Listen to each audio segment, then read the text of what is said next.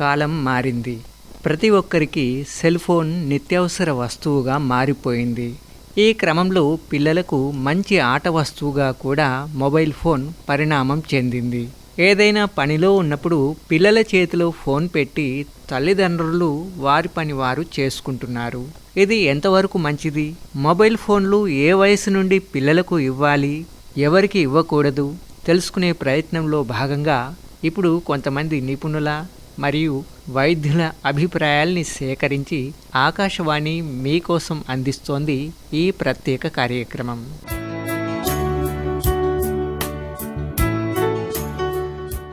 Cell phone ద్వారా ప్రమాదకర radio ధార్మిక దుష్ప్రభావాలకు గురయ్యే ప్రమాదం చాలా ఎక్కువ. వీటి నుంచి ప్రసారమయ్యే సూక్ష్మ తరంగాలు అనేక రకాల వ్యాధులకు కారణమవుతున్నాయి.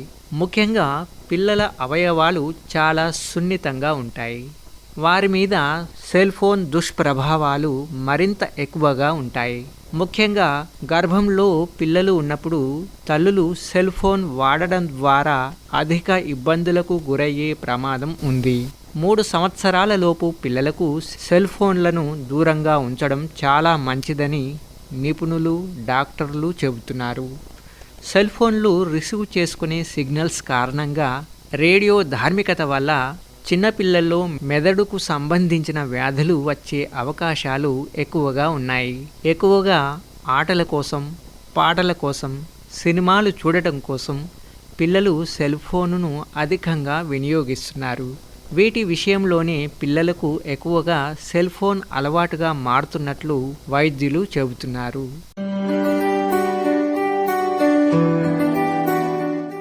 సెల్ ఫోన్ ప్రభావం వల్ల పిల్లలు ఒత్తిడికి గురై సరిగ్గా చదవలేకపోతున్నారని, తలనొప్పితో బాధపడుతున్నారని పరిశోధనల్లో గుర్తించారు. దీనితో పాటు ఆకలి మందగించడం, ఎక్కువసేపు మెలకువగా ఉండడం, చదివింది గుర్తుకు లేకపోవడం లాంటి సమస్యలు చిన్నారుల్లో ఎదురవుతున్నట్లు వైద్యులు చెబుతున్నారు. అదేవిధంగా పిల్లల్లో తీవ్రమైన మానసిక ఒత్తిడితో పాటు చిరాకుకు కూడా సెల్ ఫోన్ వాడడం కారణం అవుతోంది. అదేవిధంగా గుండెకు సంబంధించిన ఇబ్బందులు ఎదురు కావచ్చు. వాటితో పాటు మెదడు మీద తీవ్ర ప్రభావాన్ని చూపించి భవిష్యత్తులో క్యాన్సర్ లాంటి తీవ్రమైన ఇబ్బందులకు ఆస్కారం పెంచుతుంది. అందుకే పిల్లలకు వీలైనంత వరకు సెల్ ఫోన్లకు దూరంగా ఉంచాలని, వారు ఫోన్ వాడకుండా జాగ్రత్తలు తీసుకోవాలని వైద్యులు చెబుతున్నారు. పిల్లలు సెల్ ఫోన్లకు అధికంగా బానిస కావడం వల్ల ఏ రకమైన సమస్యలు ఎదురవుతాయో మానసిక వ్యాధుల వైద్య నిపుణులు డాక్టర్ ఏ రవితేజ గారి మాటల్లో విందాం. అసలు ఈ ప్రాబ్లమ్ నిజంగా మనం మాట్లాడుకునే విషయమే. చాలా క్యాజువల్గా తీసుకునేది చాలా పెద్ద ప్రాబ్లంగా మారవచ్చు. ఎలాంటి ప్రాబ్లమ్స్ అంటారా?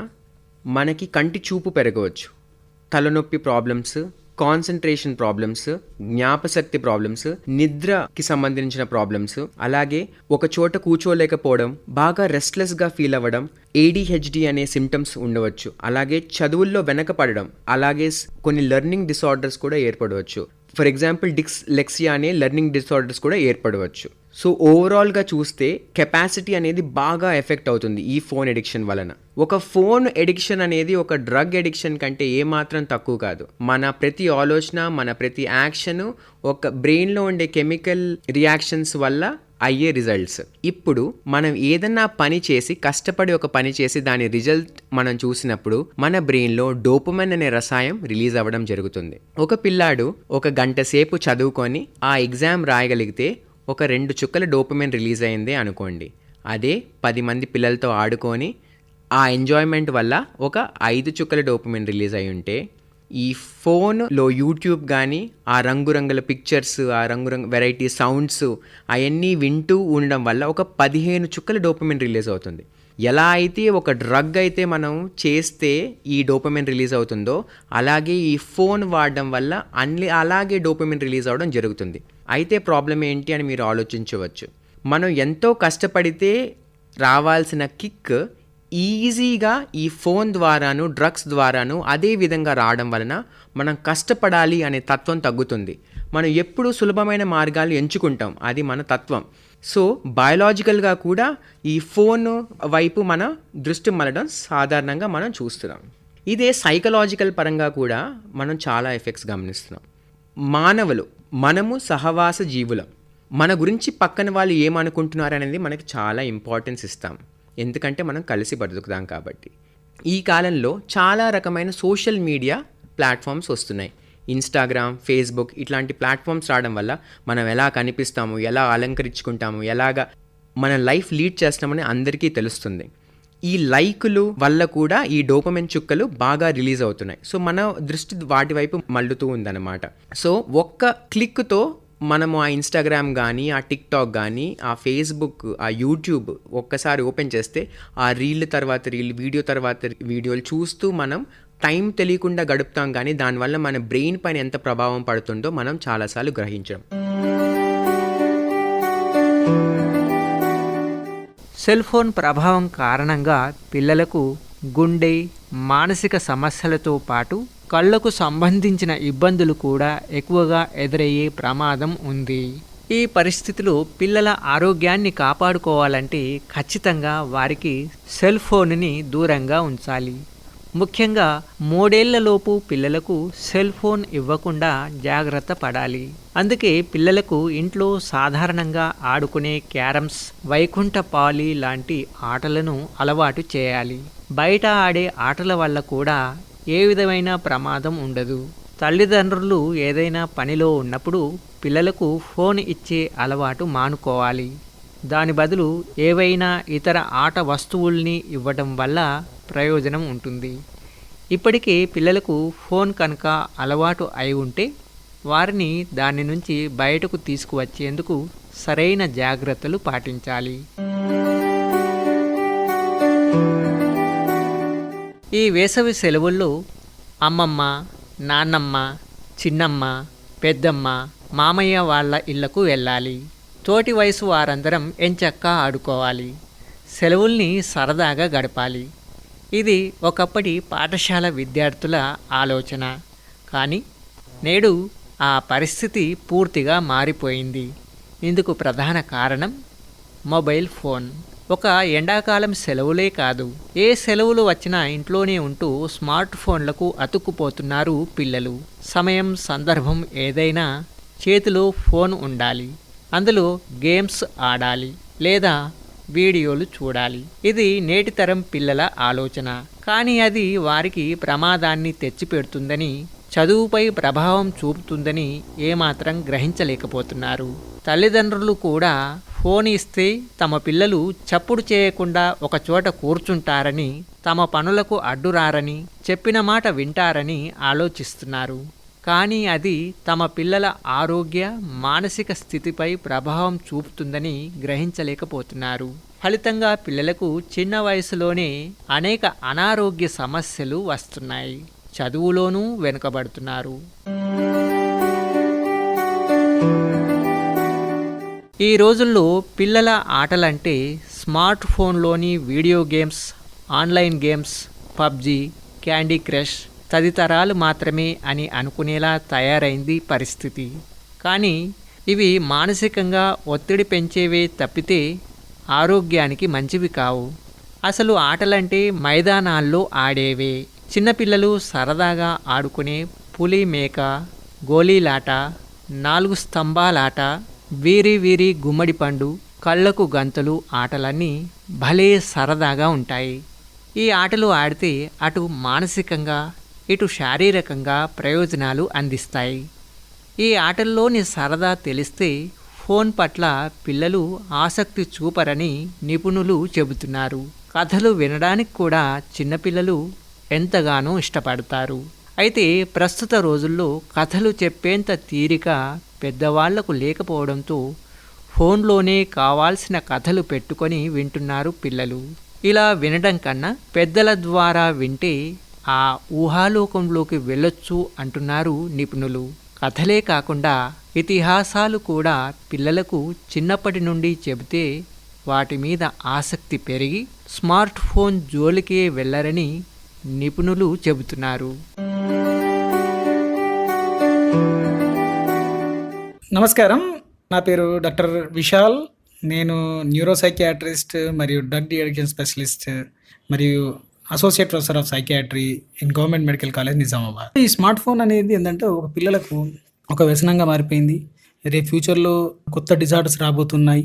ఎలాంటి డిజార్డర్స్ అంటే ఇప్పుడు మనకు ఇన్ని రోజులు మనం కోవిడ్, కరోనా అనుకున్నాం. కానీ అంతకంటే ప్రమాదకరమైన వ్యాధులు ఏంటంటే రేపు ఇలాంటి వాట్సాప్ సిండ్రోమ్ కానీ, ఫేస్బుక్ సిండ్రోమ్ కానీ, లేకపోతే ఇంటర్నెట్ అడిక్షన్ సిండ్రోమ్ కానీ ఇలాంటివి రాబోతున్నాయి. ఇది నేను చెప్పడం కాదు, మన ప్రపంచ ఆరోగ్య సంస్థ తన యొక్క వ్యాధులను చికిత్స చేసే డైరీ ఉంటుంది. దాన్నే మనం ఏంటంటే ఇంటర్నేషనల్ క్లాసిఫికేషన్ ఆఫ్ డిజార్డర్ అంటారు. అందులో ఈ కొత్త రకమైన వ్యాధుల్ని చేర్చడం జరిగింది. దాన్నే మనం ఏమంటామంటే internet addiction syndrome, internet addiction disorders అనేది చేర్చడం జరిగింది. సో కాబట్టి నేను ఈ సందర్భంగా తల్లిదండ్రులకు ఇచ్చే సలహా ఏంటంటే, మీరు చూస్తూనే ఉన్నారు, మనలో చిన్నవాళ్ళని కాకుండా పెద్దవాళ్ళని కాకుండా మన టైం ముఖ్యంగా మీరు చూడండి, యావరేజ్గా ఎవ్వరు కూడా అంటే మామూలు సెల్ ఫోన్ వాడే వ్యక్తి కూడా రోజు 4-5 గంటలు ఈ వాట్సప్, ఫేస్బుక్, లేకపోతే ఏదో పాటలు, ఏదో అంటే విలువైన 4-5 గంటల సమయాన్ని వేస్ట్ చేసుకుంటే, అంటే మన స్టూడెంట్స్ అయితే ఇంకా వాళ్ళు రాత్రి 9 నుంచి 12 గంటల టైంలో, పీక్ టైంలో, ఎందుకంటే మనకు కొన్ని స్టడీస్ వస్తున్నాయి, 1 గంట వరకు 2 గంటల వరకు కూడా ఫోన్లో ఉండే టైం అంతా వృధా చేసుకుంటున్నారు. అంతేకాకుండా మనశ్శాంతి, మన యొక్క మనశ్శాంతిని కూడా ఈ ఫోన్ ఏంటంటే మన చేతిలో ఉన్నప్పుడు ఎవరో 4 కాల్స్ వస్తుంటే ఏదో వాట్సాప్లో మనం ఇరిటేట్ చేస్తుంటారు, లేకపోతే ఎక్కడో మెసేజ్ వచ్చి ఇరిటేట్ చేసి మన మనశ్శాంతిని కూడా దెబ్బతీస్తున్నది. అంతేకాకుండా మన మనీ, డబ్బుల్ని కూడా తినేస్తున్నది. ఎందుకంటే నేను చూస్తున్నాను చాలామంది పిల్లలు ఈ పబ్జీ గేమ్స్ అని, ఫ్రీ ఫైర్ గేమ్స్ అని, ఆన్లైన్ షాపింగ్ అని, లేకపోతే ఆన్లైన్లో అది కొనాలని ఇది కొనాలని అవసరం లేకున్నా కానీ ఇంట్లో ముఖ్యంగా గృహిణులు కానీ, పిల్లలు కానీ, పెద్దవాళ్ళు కానీ ఎవ్వరు, అంటే నేను ఇందులో వీళ్ళని తప్పనట్లేదు, ఇంటర్నెట్ బ్యాంకింగ్ అనేది ఆ ఫోన్లో ఉండడం ద్వారా వాళ్ళ దగ్గర డబ్బులు అనేది తెలియకుండా క్రెడిట్ కార్డు ద్వారా కట్టేసి అప్పుల పాలవుతున్నారు. సో మనీ కూడా తినేస్తున్నది. అంతేకాకుండా రిలేషన్స్ని తినేస్తున్నది. ముఖ్యంగా ఇంతకుముందు మనము ఈ స్మార్ట్ ఫోన్ లేనప్పుడు ఏంటంటే ఎవరికైనా బయట చెప్పేది ఉంటే వాళ్ళ దగ్గరికి వెళ్ళి మనం మనసారిగా వాళ్ళని ఆలింగనం చేసుకొని కరచాలనం చేసి వాళ్ళకు ఒక గిఫ్ట్ ఇచ్చేది వాళ్ళం. ఒక గ్రీటింగ్ కొనాలంటే వెతికే వాళ్ళం. కానీ ఇప్పుడు ఆ వాట్సాప్లోనే ఒక మెసేజ్ పంపిస్తే చాలు. ఇంకా అంటే రిలేషన్స్ అనేవి తగ్గిపోతున్నాయి. దానివల్ల కూడా మనిషికి డిప్రెషన్, సూసైడ్ టెండెన్సీస్ అవన్నీ పెరుగుతున్నాయి.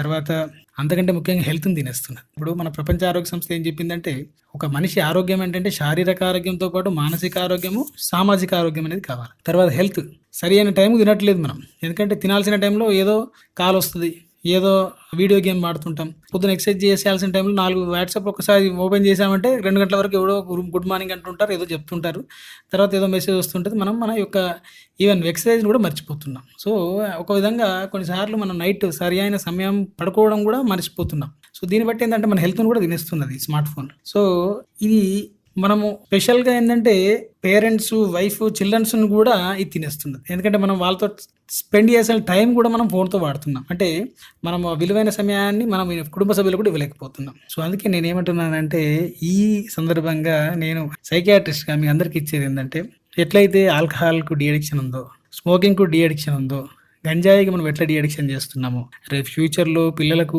ఈ స్మార్ట్ ఫోన్ డీ అడిక్షన్ అనేది చేయాల్సిన పరిస్థితి అనేది ఏర్పడింది. చాలామంది పిల్లలు వస్తున్నారు, పెద్దవాళ్ళు వస్తున్నారు. సో కాబట్టి మనం తస్మాత్ జాగ్రత్త.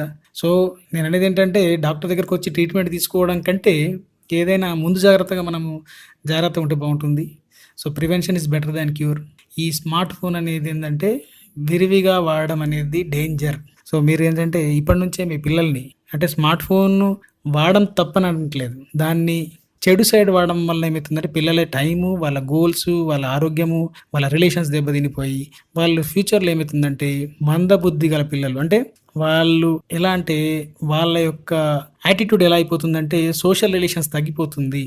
తర్వాత వాళ్ళు ఒంటరిగా మిగిలిపోవడానికి అవకాశం ఉంది. ఒంటరిగా మిగిలిపోతున్నప్పుడు వాళ్ళలో మానసికంగా యాంగ్జైటీ, డిప్రెషన్, సూసైడ్ టెండెన్సీస్, ఉపకాయము, తర్వాత కొన్ని రకాల ఆరోగ్య సమస్యలు రావడానికి అవకాశం ఉంటుంది. సో ఇప్పటి నుండే మీ పిల్లలకి ఏంటంటే మంచి ఆరోగ్య సూత్రాలు నేర్పించండి. వాళ్ళకు అట్లీస్ట్ మనం చెప్తే వినే స్టేజ్లో వాళ్ళు లేరు, కానీ మీరు ఇప్పటి నుండి మీరు తల్లిదండ్రులు కూడా ఇంట్లో ఫోన్ అనేది ఒక పర్టికులర్ టైం తర్వాత ఫోన్ అనేది ఆపేసేయండి. ఫోన్ చూడకండి.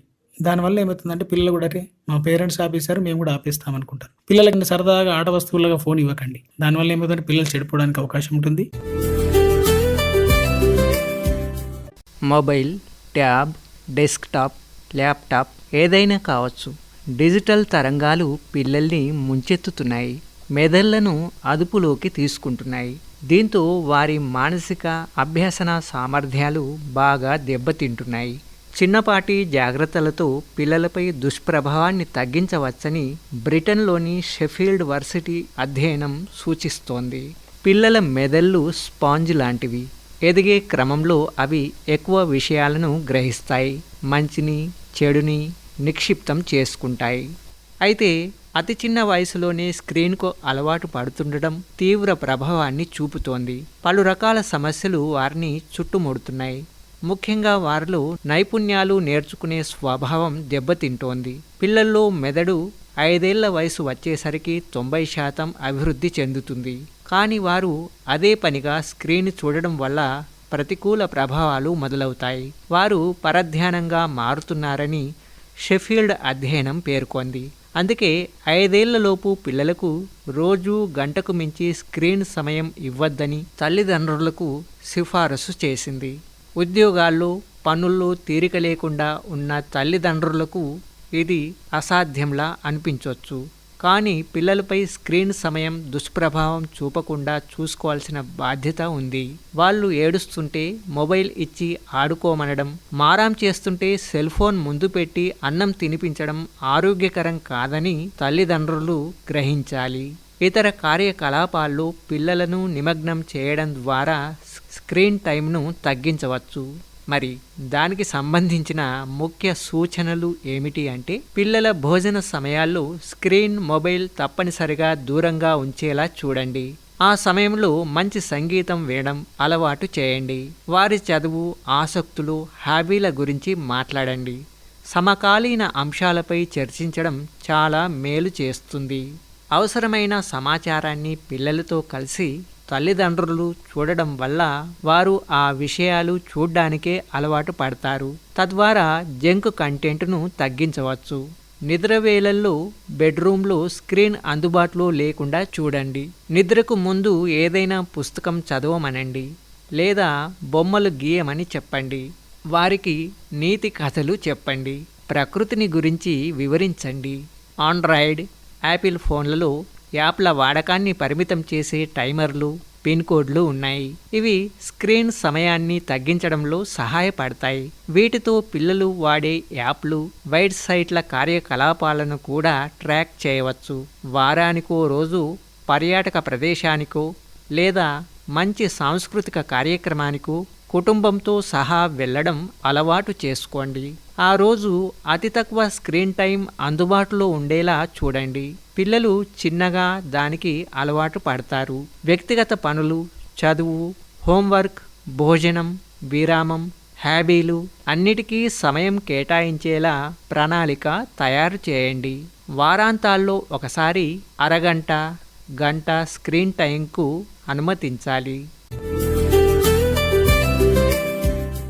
ఇక ఎక్కువసేపు స్క్రీన్ చూసినట్లయితే పిల్లలు త్వరగా మాటలు నేర్చుకోలేరు.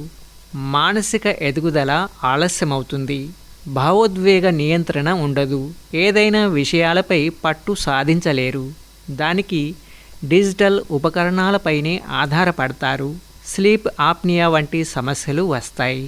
మన మెదడులో అంతర్గతంగా ఓ అన్వేషణ వ్యవస్థ ఉంటుంది.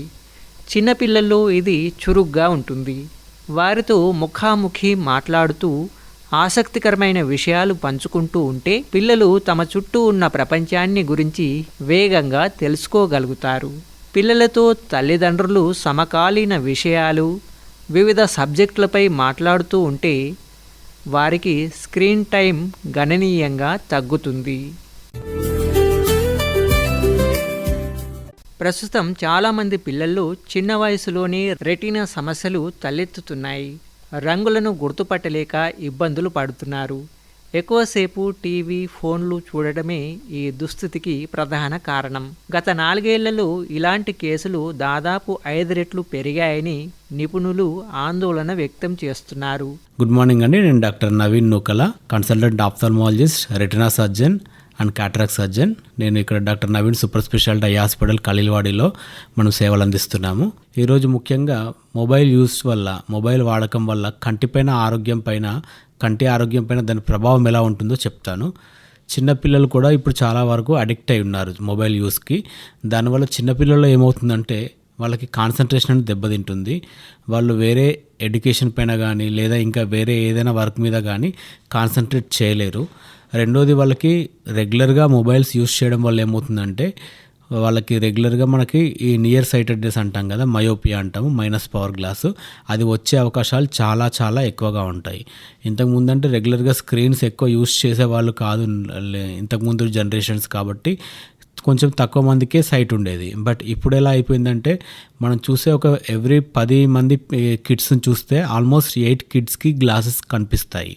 ఎందుకు అంటే ఇప్పుడు పెరిగిపోయిన స్క్రీన్ యూజ్ వల్ల. సో దీనివల్ల గ్లాస్ పవర్ రావడమే కాకుండా వాళ్ళకి బాడీ పైన స్క్రీన్ వల్ల కూడా వేరే ఇతర దుష్ప్రభావాలు కూడా ఉంటాయి. ఎలా అంటే వాళ్ళ బ్రెయిన్ డెవలప్మెంట్ అనేది సరిగ్గా ఉండదు, ఐక్యూ లెవెల్స్ తగ్గిపోతాయి, కాన్సన్ట్రేషన్ తగ్గిపోతుంది, and developmental milestones especially కిడ్స్లో అంటే 1-2 ఇయర్స్ కిడ్స్లో కూడా చూసుకుంటే డెవలప్మెంటల్ మైల్ స్టోన్స్ అన్నీ డిలే అయిపోతూ ఉంటాయి. మాట్లాడాల్సిన టైంకి మాట్లాడరు, నడవాల్సిన టైంకి నడవరు, అండ్ బిహేవియరల్ అబ్నార్మాలిటీస్ చాలా ఉంటాయి. వీటితో పాటు ఇది చిన్నప్పటి నుంచే కంటిన్యూ అయిందంటే వాళ్ళకి ఫ్యూచర్లో కూడా చాలా ప్రాబ్లమ్స్ వస్తూ ఉంటాయి. ఎలాంగ్ విత్ ఐ సైట్ కూడా పెరిగే అవకాశాలు ఉంటాయి. కాబట్టి వాళ్ళకి కంటి పరంగా కూడా చాలా సమస్యలు ఎదురవుతాయి. అలా కాకుండా కొంతమంది ఎలా అంటే మనకు రెగ్యులర్గా ఈ యూత్ తీసుకుంటే టైంపాస్ కోసమని ఎక్కువగా సోషల్ మీడియా ప్లాట్ఫామ్స్ యూస్ చేయడం వల్ల, ఫేస్బుక్, ఇన్స్టాగ్రామ్, వాట్సాప్ ఇట్లాంటివన్నీ, వాటి వల్ల ఏమవుతుందంటే అవసరం లేకుండా అదే స్క్రోల్ చేస్తూ రీల్స్ చూడడం వల్ల దానివల్ల ఏమవుతుందంటే కంటిపైన ఆ బ్రైట్నెస్ ఎఫెక్ట్ వల్ల కళ్ళు డ్రై అవ్వడము, స్ట్రెయిన్ తీయడము, దాంతో సైట్ రావడము. రెండోది ఏంటంటే కిందికి ఇలా వంగి చూడడం వల్ల ఈ సర్వైకల్ స్పైన్ ఉంది కదా, సర్వైకల్ స్పైన్ కూడా మెడ దగ్గర కూడా డ్యామేజ్ అయ్యే అవకాశం ఉంటుంది. ఎందుకంటే మనకి సర్వైకల్ స్పైన్ చాలా సన్నంగా ఉంటుంది. అది మన హెడ్ వెయిట్, మన తల, స్కల్లు, బ్రెయిన్ ఈ పార్ట్ మొత్తంని వెయిట్ని అదే భరిస్తుంది. సో అంత పెద్ద బరువుని మనం ఇట్లా వంగి చూసినప్పుడు దాని ఎఫెక్ట్ చాలా పడుతుంది స్పైనల్ కార్డ్ మీద, ఎస్పెషల్లీ ఈ సర్వైకల్ మెడ దగ్గర ఏరియాలో. దానివల్ల చాలా నర్వ్ ప్రాబ్లమ్స్, న్యూరో ప్రాబ్లమ్స్ కూడా వచ్చే అవకాశాలు ఉంటాయి. మన దేశంలోని మెట్రో నగరాల్లో ప్రతి 5 బాలల్లో 2, గ్రామీణ ప్రాంతాల్లో 1 రంగులను సరిగ్గా గుర్తించలేకపోతున్నట్లు ఒక అధ్యయనంలో తేలింది. లాక్డౌన్ సమయంలో ప్రారంభమైన ఆన్లైన్ తరగతుల వల్ల నర్సరీ, ఎల్కేజీ చదివే పిల్లలు మొదలు డిగ్రీ విద్యార్థుల వరకు అందరి చేతుల్లోకి ఫోన్లు, ట్యాబ్లు వచ్చి చేరాయి. మొదట్లో చదువుకోవడానికి అలవాటైన ఫోన్లు కాలక్రమంలో వ్యసనంగా మారిపోయాయి. తినేటప్పుడు, పడుకునేటప్పుడు ఫోన్ చేతిలో లేకుంటే గడవని దుస్థితి ఏర్పడింది. ఆ అలవాటును, చదువును దెబ్బతీయడంతో పాటు ఆరోగ్యాన్ని దెబ్బతీస్తోంది. ప్రస్తుతం ప్రైవేటు పాఠశాలల్లో చదివే పిల్లల్లో 79% మంది పిల్లలు స్మార్ట్ ఫోన్కి అలవాటు పడ్డారు. ప్రభుత్వ బడుల్లో చదివే విద్యార్థుల్లో 63.7% మంది ఫోన్ లేనిదే ఉండలేకపోతున్నారు. 2018 కంటే ముందు 29.6% ఉన్న ఫోన్ల వినియోగం ఆ తర్వాత 68.6%కి పెరిగింది. ఆ అలవాటును మాన్పించడానికి వైద్యులను సంప్రదించాల్సి వస్తోందంటే పిల్లలు ఫోన్లకు ఎంతలా బానిసలుగా మారుతున్నారో అర్థమవుతోంది. ఎలక్ట్రానిక్ పరికరాలను ఎక్కువగా ఉపయోగించడం వల్ల మయోపియా, దగ్గరి దృష్టి సమస్యలు వచ్చే అవకాశం ఉంది. ఫోన్లు, ట్యాబ్ల నుంచి వచ్చే నీలి కాంతి శరీరంలోని మెలటోనిన్ అనే హార్మోన్ మీద ప్రభావం చూపుతుంది. అది క్రమంగా నిద్రలేమికి దారితీస్తుంది. ఫలితంగా ఊబకాయం, వినికిడి సమస్యలు, కంటి వ్యాధులు చుట్టుముడతాయి. అంతేకాక ప్రాణాంతక ట్యూమర్లు సైతం కోరలు చాచే ప్రమాదం పొంచి ఉంది. సెల్ ఫోనును ఎక్కువగా వాడే పిల్లల్లో మానసిక పరిస్థితి సరిగ్గా ఉండటం లేదని వైద్యులు చెబుతున్నారు. ప్రతి చిన్న విషయానికి పేచీ పెడుతూ ఏమడిగినా విసుగ్గా సమాధానాలు చెబుతున్నారని, వాళ్లలో ఏకాగ్రత లోపించి చురుకుదనం తగ్గిపోతోందని ఆవేదన వ్యక్తం చేస్తున్నారు. ఆలోచన విధానం సైతం మారిపోతోందని హెచ్చరిస్తున్నారు. 1. Gadget time, screen time. అంటే మనము ఫోన్తో చూస్తూ ఎంతసేపు మన పిల్లల్ని వదలవచ్చు. నిజంగా చెప్పాలంటే చాలా ఇంటర్నేషనల్ ఆర్గనైజేషన్స్ 1.5 సంవత్సరం దాకా అసలు ఫోనే చూపించకూడదు అనేవాళ్ళు. దాని తర్వాత చూపించినా సరే మన రిలేటివ్స్కి వాళ్ళతో మాట్లాడించడానికి మాత్రమే పరిమితం అని చెప్తూ మహా అయితే 5 ఏళ్ల వయసు వరకు 2 గంటల కంటే ఎక్కువ చూపించొద్దు అంటారు. ఎందుకంటే చాలా వరకు లెర్నింగ్ అంటే నేర్చుకోవడం ఆ వయసులో ఇమిటేషన్ వల్ల జరిగేది. మనం మన పేరెంట్స్ లేకపోతే రిలేటివ్స్ రెస్పాన్సెస్ ఎక్స్ప్రెషన్స్ గమనించి దాన్ని బట్టి రియాక్ట్ అవుతాం. కానీ ఫోన్ అలా రియాక్ట్ అవ్వదు కాబట్టి అది లెర్నింగ్కి హెల్ప్ అవ్వకుండా ఇంకా బ్రెయిన్ని డల్ చేస్తూ పోతుంది. సో ఒక లిమిట్ పెట్టుకోవడం అనేది చాలా ఇంపార్టెంట్. దీనికోసం మన ఫోన్లో యాప్ టైమర్స్ వాడుకోవచ్చు. యూట్యూబ్ ఆన్ చేస్తే ఒక 15 నిమిషాలు, అరగంట తర్వాత ఆటోమేటిక్గా మనకి సిగ్నల్ కూడా వస్తుంది. అది అందరి ఫోన్స్లో కూడా ఉంది, అది ఉపయోగించుకోవాలి మనం. Second, gadget placement.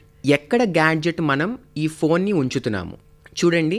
ఒకప్పుడు మనకి టీవీ ఒక్కటే ఉండడం వలన ఏదన్నా చూడాలనుకుంటే మనం హాల్లో కూర్చొని టీవీ ఎక్కడుందో దాన్ని ఆన్ చేసుకొని మనం చూడడం జరిగేది. టీవీ ఆఫ్ చేసిన తర్వాత మనం టీవీ గురించి పట్టించుకునే వాళ్ళం కాదు. కానీ ఈ ఫోన్లు ఎక్కడంటే మనం ఇంటి చుట్టూ తీసుకువెళ్ళొచ్చు. ఇలా చేయడం వల్ల ఎప్పుడంటే అప్పుడు మనం ఫోన్లు చెక్ చేయడం కూడా జరుగుతుంది. సో ఫోన్ని కూడా ఒక్క లిమిట్ పెట్టి, డైనింగ్ రూమ్లో ఫోన్ అలౌడ్ కాదు, ఈ టైం నుంచి ఈ టైం వరకు మనం ఫోన్ని ఇక్కడ ఈ రూమ్లోనే పెట్టి ఉంచుతాం, అలా చేయడం కూడా ఒక మంచి చిట్కా. మూడోది అవైలబిలిటీ. ఇప్పుడు అందరికీ ఒక ఫోను, ఒక ప్యాడ్, ఒక కంప్యూటర్, అట్లా ఎన్నో రకరకాలుగా గ్యాడ్జెట్స్ ఉన్నాయి. ఇన్ని ఉండడం వల్ల కూడా చాలా ఇబ్బంది. ఆ పిల్లలు ఏ గ్యాడ్జెట్ వాడుతున్నారో తెలీదు, ఏ గ్యాడ్జెట్లో ఏం చూస్తున్నారో తెలీదు.